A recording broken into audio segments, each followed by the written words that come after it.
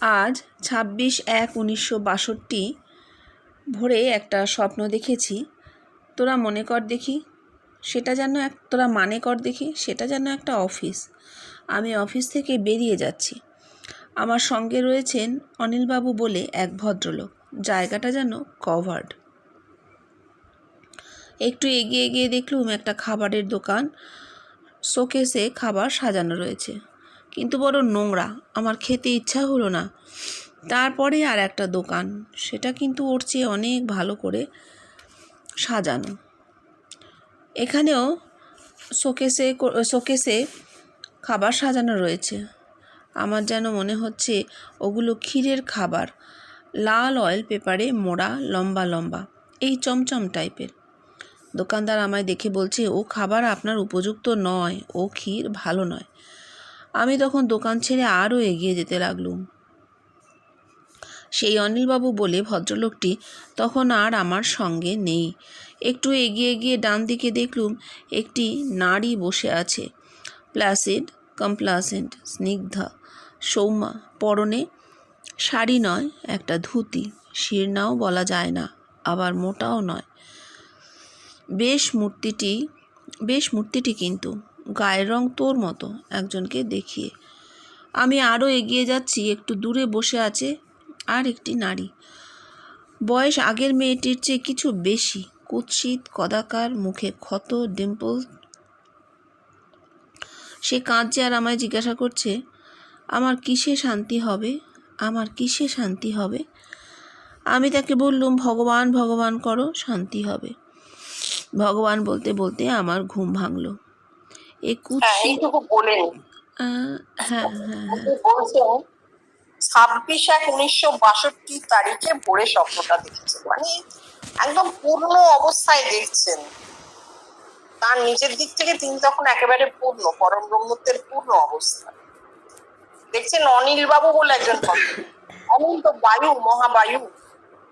হ্যাঁ, তো তার মহাবায়ু রূপ ধারণ করেছে দেখছেন। মানে ম্যাচিওর্ড কন্ডিশনে কিরকম হয়, তার সঙ্গে তিনি অফিসে যাচ্ছেন দেখছেন। সেটা যেন একটা অফিস, জায়গাটা কভার্ড, ঢাকা। তারপর বলছেন খাবারের দোকান, শোকেসে খাবার সাজানো রয়েছে। খাবার খাওয়া মানে সাধন হওয়া, এটা আমরা সবাই জানি, কিন্তু তিনি সেটা কি দেখছেন? নোংরা, খেতে ইচ্ছে করছে না। আরেকটা দোকান, সেখানে অনেক ভালো করে সাজানো, সেখানেও খাবার সাজানো রয়েছে, কিন্তু সেগুলো আবার ক্ষীরের খাবার, অয়েল পেপারে মোড়া টোড়া এরকম। দোকানদার বলছে খাবার আপনার উপযুক্ত নয়। তখন দোকান ছেড়ে আরো এগিয়ে গেলেন, দেখলেন অনিল বাবু বলে ভদ্রলোকটি আর সঙ্গে নেই। এইটুকুটার মানে একটা পরিষ্কার মানে হবে। সেটা কি? ওনার দেহে মহাবায়ু এতটাই ম্যাচিওর যে সেটা বাইরে, প্রাণশক্তির বাইরে এসে দাঁড়িয়েছে। এবার প্রথমে দেখছেন একটা নোংরা খাবারের দোকান। খাবার মানে সাধন, খায়, লোকে সাধন করে। কিরকম সাধন? অতীতের যে সাধন হয়েছে, নোংরা, তন্ত্র, কুৎসিত, তন্ত্রমতের সাধন। খাবার দোকান, খেতে ইচ্ছে হলো না, সরে গেলেন। গিয়ে আর একটা দোকান বেশ সাজানো, অর্থাৎ বেদমত। কিন্তু দোকানদারকে ভগবান বলছে এ খাবার আপনার জন্য নয়, কারণ উনি তো পরম ব্রহ্মত্বে পৌঁছে গেছেন, ভগবানত্ব ছাড়িয়ে গেছেন। সুতরাং ভগবানের দেওয়া খাবার আর ওনার দরকার নেই। আর সে বলছেন কি, ভগবান কি বলছেন? ও ক্ষীর ভালো নয়, অথচ লাল অয়েল পেপারে মোড়া, সাজানো। অর্থাৎ প্রতিষ্ঠিত ধর্মের যে মন্দির টন্দির গুলো, যে ভগবান পূজা হয়, সাধুরা সাধন করেন, সে সব কাটা পড়ে গেল। পরম ব্রহ্মত্বে ভগবানত্ব কেটে যায়, চলে যায়। কিছুই উনি খেলেন না, কোনো সাধনের প্রয়োজন নেই। আর সেই সময় দেখলেন অনিল বাবু বলে ভদ্রলোকটিও আর নেই। অর্থাৎ প্রাণ শক্তির যে মূর্ত রূপ উনি দেখছিলেন, তারও আর প্রয়োজন নেই। কেন? শক্তির আর প্রয়োজন নেই। ব্রহ্মত্বে শক্তির প্রয়োজন নেই। শক্তির প্রয়োজন দ্বৈতবাদে, তন্ত্রে, সাধনে, এই সমস্ত। যে মুহূর্তে অদ্বৈত ভূমিতে পৌঁছে গেছেন আর শক্তির প্রয়োজন নেই। তারপর দেখছেন এগিয়ে গিয়ে একজন নারী বসে আছে, স্নিগ্ধ, সৌম্য, প্লাসেন্ট, কমপ্লাসেন্ট। পরনে কিন্তু শাড়ি নয়, ধুতি। আবার বেশ মূর্তিটি, মোটাও নয় রোগাও নয়। একজনকে দেখিয়ে বলছেন তোর মতন গায়ে। এই যে দেখলে, কাকে দেখলেন উনি? অর্থাৎ প্রকৃতি, পরমা প্রকৃতি, তার পরম ব্রহ্মত্বের পর যে প্রকৃতি তিনি লাভ করেছেন, তার দেহটিকেই দেখছেন তো নারী রূপে। পরমা প্রকৃতি, তিনি পরম ব্রহ্মত্বের পর যে দেহ লাভ করেছেন, সেই দেহ এরকম শান্ত, স্নিগ্ধ, কোনো রঙিন কাপড় নয়, ধুতি, সাদা ধুতি। দেহের তো গুণ থাকবেই, দেহের গুণ যাবে কোথায়? সেই দেহের গুণটি হচ্ছে সত্যগুণ দেখানো হচ্ছে। শান্ত স্নিগ্ধ দেহ পেয়েছে, এইটা তার পরম ব্রহ্মত্বের অবস্থায় যে প্রকৃতি, যে শরীর। তারপর আরো এগিয়ে যাচ্ছেন, দেখছেন দূরে বসে আছে নারী, মেয়েটি যে কিছু বেশি বয়স, তার মুখ কুৎসিত, কদাকার ক্ষতয় ভরা। সে কাঁদছে আর জিজ্ঞেস করছে আমার কিসে শান্তি হবে, আমার কিসে শান্তি হবে। আমি তাকে বললুম ভগবান ভগবান করো, শান্তি হবে। ভগবান ভগবান বলতে বলতে আমার ঘুম হয়।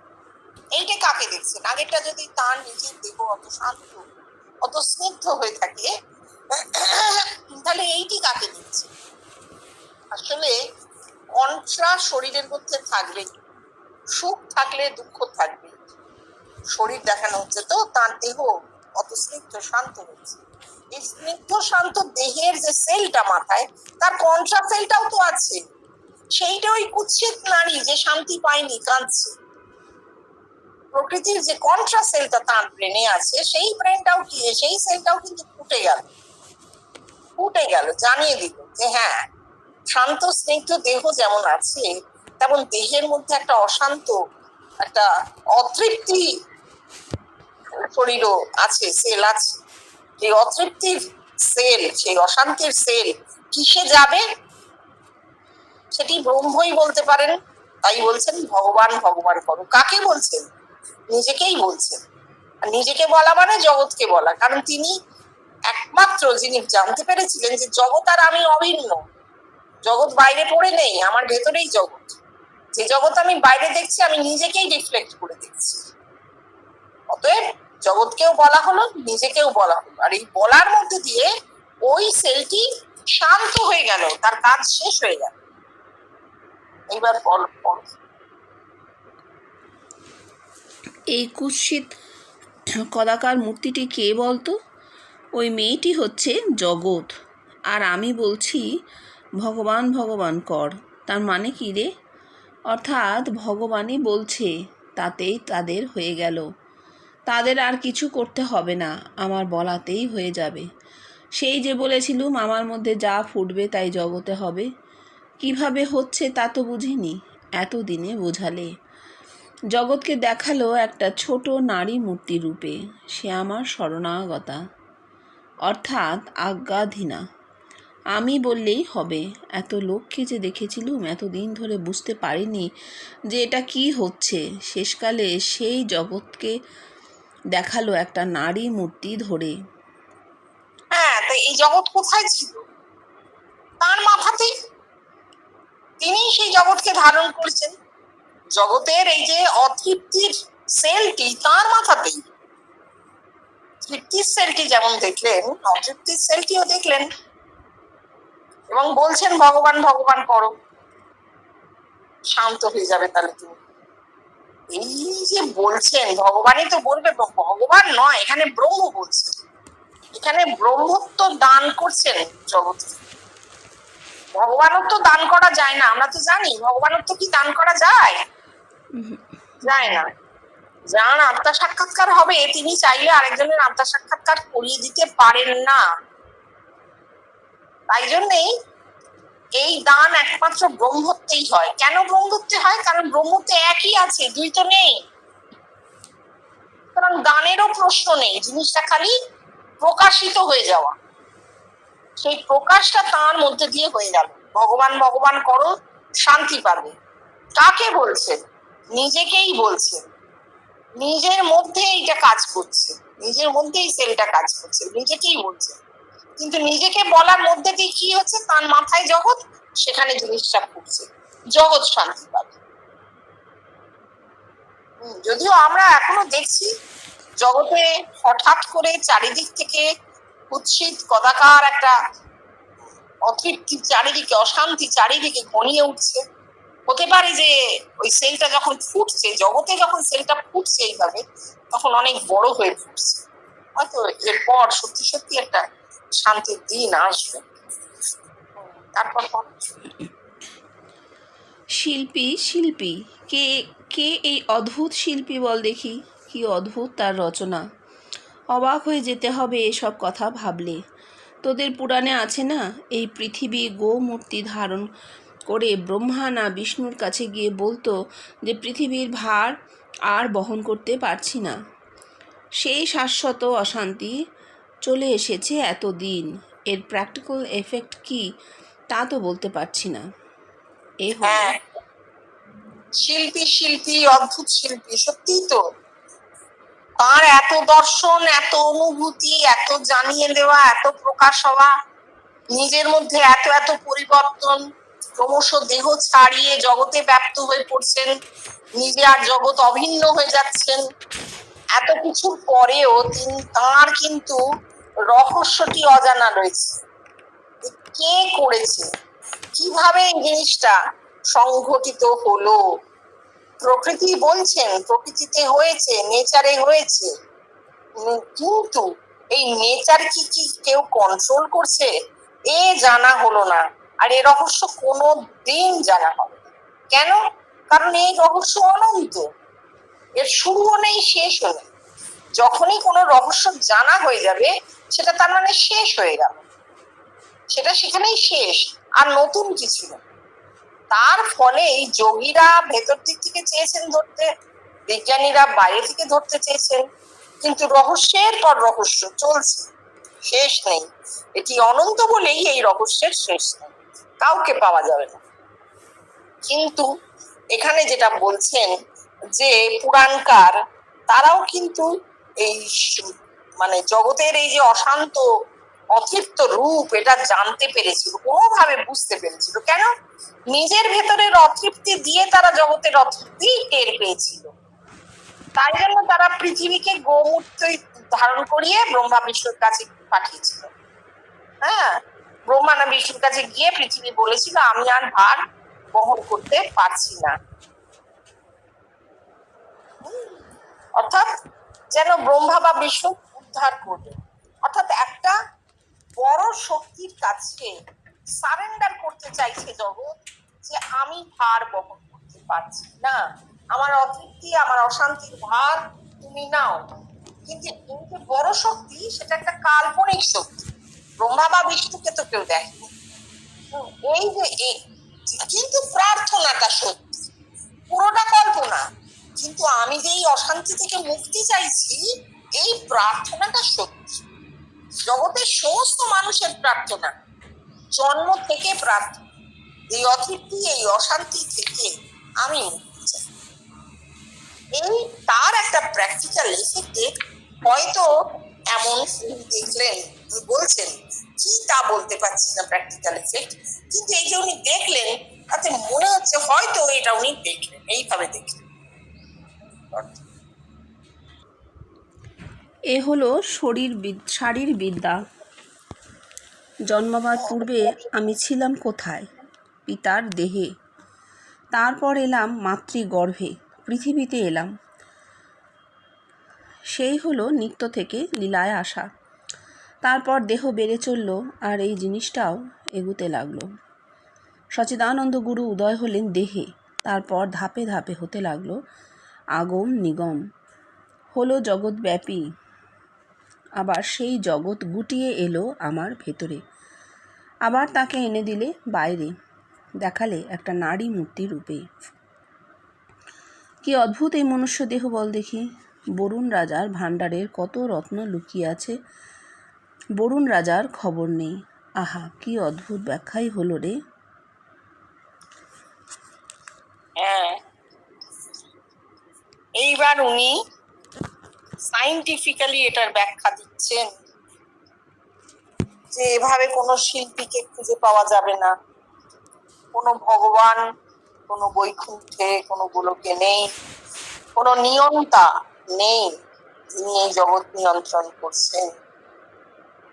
এই জগৎই ভগবান, এই জগৎই ব্রহ্ম। চৈতন্য আমরা বোধ করতে পারি, দেখতে পাই না। এই চৈতন্যই ব্রহ্ম বা ভগবান, যা কোনো পজিশন জুড়ে নেই। তা যখনই বস্তুতে প্রকাশ হচ্ছে এইরকম অসীম অনন্ত হয়ে প্রকাশ পাচ্ছে, এই জন্য আমরা ধরতে পারছি না। আসলে এটা একটা অটোনমাস সিস্টেম। চৈতন্য থেকে বস্তুতে যে প্রকাশ সেটা অটোমেটিক্যালি হচ্ছে, আবার চৈতন্যের লয় হয়ে যাওয়া অটোমেটিক্যালি হচ্ছে। আমরা কেন মাথাটা ঘামাচ্ছি?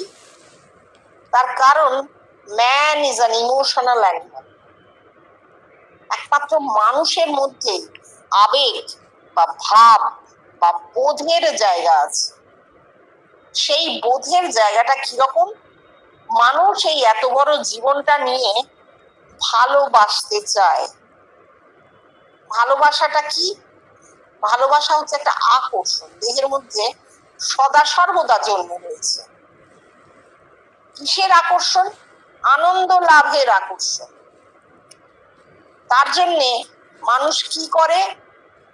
ভেতরে সে যখন কিছু বুঝতে পারে না, ভেতরে যখন তার চোখ অন্তর্মুখ যখন নয় মন, তখন সে কি করে? তার চোখ বাইরে খোঁজে, বস্তুতে খোঁজে। চৈতন্যকে তো সে তখনও বোধ করতে পারেনি, তাই সে বাইরে বস্তুতে ভালোবাসার পাত্র খোঁজে। এটা হচ্ছে মানুষের মনের গঠন, মানুষের মাথার গঠন। এইখান থেকে সে ভগবান সৃষ্টি করে। কল্পনার ভগবান, কল্পনার মূর্তি, কল্পনার ইষ্ট, এমনকি বাইরে যে প্রেমিক তাকেও মানুষ এইভাবেই সৃষ্টি করে। আসলে পাত্র নিছক একটা প্রপ মাত্র, প্রপ। যদি কারোর প্রেমের পূর্ণতা আসে, তাহলে সেই পাত্রকে যদি সরিয়েও দেওয়া যায়, তাহলেও সে সেই প্রেম অনুভব করবে। যেমন চৈতন্য, যেমন যিশু, যেমন ঠাকুর। এই হচ্ছে প্রকৃষ্ট প্রমাণ। আর তাই জন্যই মানুষ এইভাবে ভগবানকে খুঁজে এসেছে। এত কাল ধরে এত খোঁজার ফলে চৈতন্যের কিছু একটা আলোড়ন হয়েছে, তাই নেচারে এমন একটি শরীর জন্ম নিল। বলছেন নিত্য থেকে লীলায় আসা, চৈতন্য থেকে বস্তুতে এলেন, দেহ বেড়ে চললো আর ক্রম উন্মোচন ঘটে চললো। ধাপে ধাপে ধাপে ধাপে বেশটি শেষ হয়ে গেল, সেই চৈতন্যের ব্যাপ্তি শুরু হলো। দেহ থেকে তা মুক্ত হয়ে গেল। আত্মা মুক্ত হলো মানে চৈতন্য দেহ থেকে মুক্ত হয়ে গেল। যখনই দেহ থেকে চৈতন্য মুক্ত হয়ে গেল, তখনই সেই চৈতন্য আর ফিরে দেহে নামলো না। কারণ চৈতন্য তো নামবে না। দেহে আসতে গেলে তাকে বস্তু আশ্রয় করতে হচ্ছে। বস্তু আশ্রয় করতে হলেই তাকে হয় শক্তিতে নয় বস্তুতে নামতে হবে। একটা মানুষের গর্ভে যখন আরেকটা মানুষ জন্মায়, তখন কি হচ্ছে? চৈতন্য বস্তুতে নামছে। আর যখন একটা মানুষের মধ্যে অবতরণ হচ্ছে, তখন সেটা শক্তিতে হচ্ছে। চৈতন্য কোনোভাবেই কোথাও নামতে পারে না বস্তুতে বা শক্তিতে। চৈতন্য বস্তু বা শক্তিতে রূপান্তরিত হয়েই না। শুধু চৈতন্যের অবতরণ ঘটে না, চৈতন্যের ব্যাপ্তি ঘটতে পারে। কারণ চৈতন্য তো কোনো স্থানকাল জুড়ে নেই। তাই জন্য তার বেশটি শেষ হয়ে যাওয়ার পর কি হলো? তার চৈতন্য মুক্ত হয়ে জগৎব্যাপী হয়ে গেল। জগৎব্যাপী হয়ে গেল। আবার তারপরে যখন ওনার এই দর্শনগুলো হচ্ছে, তখন উনি কি দেখছেন? তার চৈতন্য যে জগৎব্যাপী হয়েছে, তার প্রমাণ স্বরূপ সেই জগৎ গুটিয়ে আবার ভেতরে আসছে। তিনি প্রকৃতি রূপ দর্শন করছেন এবং জগতের সেই সময়ের অবস্থাটাকে জানতে পারছেন। একটা স্বয়ংবেদ্য অবস্থা তাকে বাইরে ভেতরে সব দিক দিয়ে দেখিয়ে দিচ্ছে। অদ্ভুত। বলছেন বরুণ রাজার ভান্ডারে কত রত্ন লুকিয়ে আছে, বরুণ রাজার খবর নাই। বরুণ রাজা কে? সমুদ্র, সাগর, এই জনসমুদ্র অনাদি অনন্ত কাল ধরে চলছে এই জনসমুদ্র। এই জনসমুদ্রের মধ্যে কত রহস্য রয়েছে। রত্ন কি? রহস্য, আত্মিক রহস্য। বরুণ রাজার খবর নাই, এই জনসমুদ্র জানে না, মানুষ জানে না মানুষের অন্তরে কত রত্ন লুকিয়ে আছে। অদ্ভুত। দেখো উনি তো ব্যাখ্যা দিয়ে বলছেন, কি অদ্ভুত ব্যাখ্যাই হলো রে। আর আমরা কি জানছি? এই যে একত্রে পৌঁছলে কি হয়, আপনা আপনি মাথায় এগুলো খেলবে, সবাই খেলবে। তুমি যে চুপ করে বসে শুনছো তার কারণ এই জিনিসগুলো তোমার মাথাতেও একই ভাবে প্রবেশ করছে, নাহলে তুমি শুনতে পারতে না, ভালোও লাগতো না।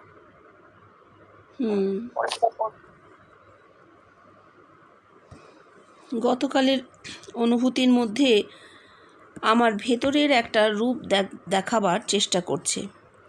সেই যে কালো কুৎসিত মেয়েটিকে বলছি ভগবান ভগবান করো, সে আমি বলছি বটে, আমার ফর্মটা দেখে বুঝছি, কিন্তু ভেতরে যেন আর কেউ, সে যেন এই রক্ত মাংসে গড়া নয়, আর কেউ বলছে ভগবান ভগবান করো, শান্তি পাবে। সেই যে স্বপ্নে ডাকিনী বা কমলামূর্তি দর্শনের সময় আমি দরজায় পৌঁছাবার আগে থেকে ধাক্কা দিচ্ছি, সেখানেও সেই একই জিনিস। ধাক্কা আমি দিচ্ছি না, কেননা আমি তখনও দরজা থেকে দূরে। আমার ভেতরের কোনো বিরাট পুরুষ আগে থেকেই ধাক্কা দিচ্ছে। গত কয়েকটা স্বপ্নে আমাকে যেন এই জিনিসটা বোঝাতে চেষ্টা করছে। ভেতরে যেন আর কিছু রয়েছে, সেই যেন আমার হয়ে কাজ করছে। হ্যাঁ, বিরাট পুরুষ ব্রহ্ম, অর্থাৎ স্বপ্নেও তার সক্রিয়তা দেখাচ্ছে না, স্বপ্নেও দেখাচ্ছে তিনি নিষ্ক্রিয়, তার বেশটি নিষ্ক্রিয়। বিশ্বব্যাপীতে ইউনিভার্সাল ইগো, পরমাত্মা ক্রিয়াশীল, তার ইন্ডিভিজুয়াল ইগো নেই, আর নিষ্ক্রিয়। তাই তিনি দ্রষ্টা, তিনি দেখছেন, তিনি এটা কথাটা আগের দিনও হয়েছে, দরজা থেকে তিনি অনেক দূরে, তার আগেই হাত পৌঁছে গিয়ে দরজা ধাক্কা দিচ্ছে। তাহলে হাতটা কার? বিরাট পুরুষ ব্রহ্ম। এবার এই কথাটার মাধ্যমে তিনি পরিষ্কার বলেছিলেন যে আমরা যে বলি ব্রহ্ম নিষ্ক্রিয়, পরমাত্মা নিষ্ক্রিয়, তা এই জন্যে বলি যে আমরা সেই ক্রিয়ার কথাটা জানি না, জানতে পারি। এই জানানো হলো যে পরমাত্মা কোনো অবস্থাতেই নিষ্ক্রিয় নন। কি করে হবে? গতি তো, গতি কখনো নিষ্ক্রিয় তো নয়। আমরা কেন বলছি নিষ্ক্রিয়? তার কারণ আমাদের জ্ঞানের সীমায় সেটা নেই। ওনার জ্ঞানের সীমায় এলো, উনি দেখলেন, ওনাকে দেখানো হলো, উনি বলছেন ভগবান ভগবান করো। আমি আগেই বললাম না, ভগবান এই কথা বলছে না, বলছে ব্রহ্ম। তার ভেতর থেকে আর কেউ বলছে, পরম ব্রহ্মত্ব বলছে ভগবান ভগবান করো। অদ্ভুত ব্যাপার। তার ইন্ডিভিজুয়াল ইগো তো নেই, তিনি বলছেন না, তিনি দেখছেন তার ভেতর থেকে আর কেউ বলছে যেন মনে হচ্ছে। সেটা আরো স্পষ্ট হলো ওই ডাকিনী মূর্তি দেখার সময়, যখন এক বিরাট পুরুষের হাত দরজায় গিয়ে ধাক্কা দিচ্ছে, তিনি তখনও দরজা থেকে অনেক দূরে। অর্থাৎ ইন্ডিভিজুয়াল ইগোর কাজ এটা নয়, বেষ্টিতে এটা হয়নি। এ হচ্ছে ইন্ডিভিজুয়াল, এই ইউনিভার্সাল ইগোর কাজ, ইউনিভার্সাল যে এক্সিস্টেন্স তার কাজ। পরমাত্মা ক্রিয়াশীল হচ্ছে। একমাত্র পরমাত্মা ক্রিয়াশীল হলেই জগতের দুয়ার খুলবে, এই জনসমুদ্রের মধ্যে সেই জিনিসের প্রকাশ করবে, তা না হলে তো হবে না। জনসমুদ্রই তো পরমাত্মা, পরমাত্মার কি বাইরে তো কিছু নেই। এই জগতের সমস্ত মানুষের সম্মিলিত শক্তি হচ্ছে ভগবান, আর এই জগতের সমস্ত মানুষের সম্মিলিত চৈতন্য হচ্ছে সেই একটা বিন্দুর মতো।